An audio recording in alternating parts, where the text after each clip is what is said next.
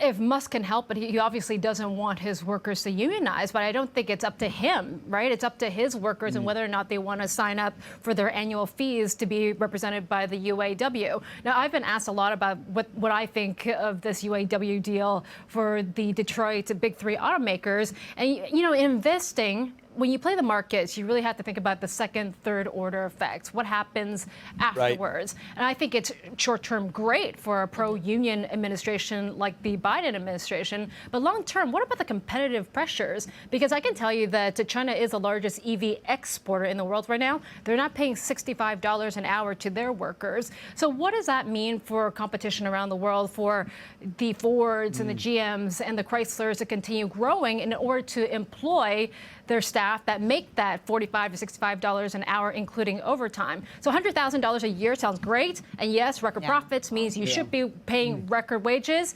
But I think there's got to be a uniform policy across America for all car makers. Toyota doesn't even pay what the UAW got in that deal. With but they did just increase the wages to $32, but they're not paying something like a 99%. And think about how hard it is to make cars. Only 2 car companies in the entire history of the United States have not gone bankrupt, and that's Tesla and Ford. And someone would argue Ford was actually very lucky in their timing with their debt restructuring in 2008. But if you're making these car companies pay $100,000 to the workers and nobody else has to, can't do it. It's hard to compete. And so I think in the future, you know, Ford, GM, Chrysler might be paying the wages, but there might be less workers. I really think you have to take a long-term view on what this means for the industry itself. And in some ways, then you